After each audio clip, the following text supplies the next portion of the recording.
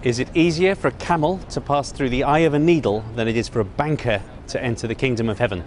The Oxford Union debated that motion last week and they voted that bankers, yes, can go to heaven. So Oxford remains a haven for capitalism, but the broader picture still remains. The city skyline has grown like wildfire over the years since the financial crisis, creating a lot of wealth in the process, but still bankers remain viscerally unpopular. Greg Smith once famously resigned in disgust from Goldman Sachs, and he argued in favour of the bankers at Oxford, but he was only arguing in their favour as individuals. He still had deep problems with the way the modern banking system is run. Judging by my own experience, I think the overwhelming majority of people in the banking industry are ethical people. I think the problem has more to do with a system that allows things like betting against clients without telling them, that allows you to sell a teacher's pension fund, a product that I understand. That's the bigger problem.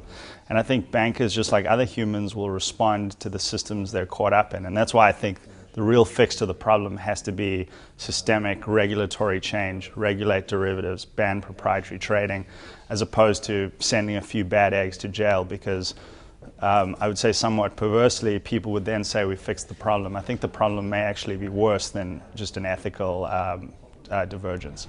I think the banking industry completely lost the fiduciary element part of the business, meaning you make money alongside customers and you see them as a partner. I think the problem nowadays is banking and customers are seen as tools to extract profits out of. And I think, while in the short term they may help a bank make more profits in quarter one, that certainly doesn't serve the customer. And I would actually argue it doesn't even serve shareholders, because if you're ruining your trust one by one with different customers, 3 years down the line, your reputation is going to be badly damaged. And I think shareholders shouldn't want that either.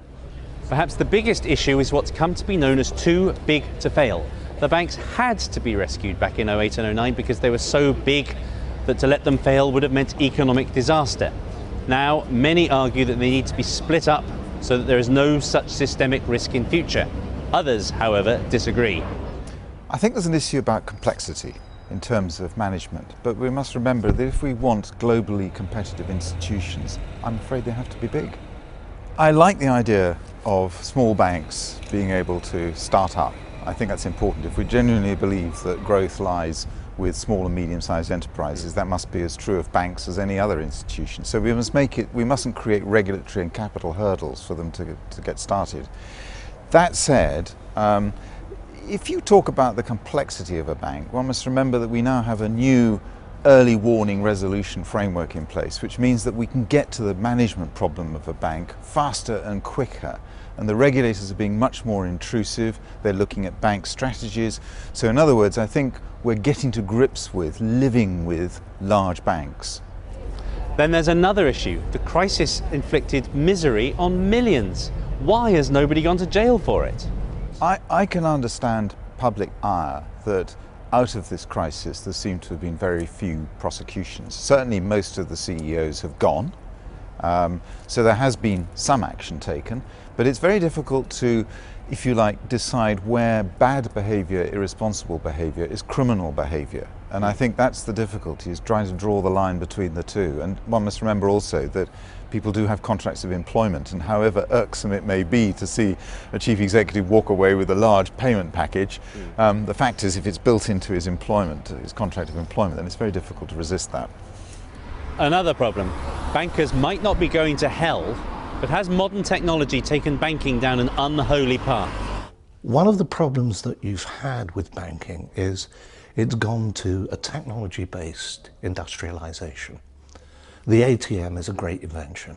Now, I happen to think that the ATM is not a great invention from the standpoint of the efficiency of banking. Using an ATM allows you not to see your bank manager.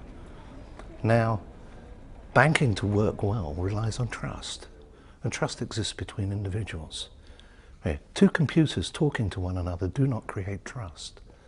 And trust is actually the oil that makes exchange work better than anything else. All of these issues are, of course, very complex, and the students at Oxford were right to vote not to damn the bankers themselves. But it's true that not enough has been done to make the system stronger post-crisis or to rebuild trust.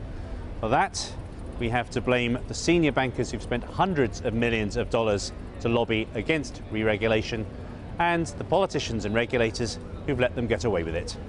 This is John Authers reporting for the Financial Times in London.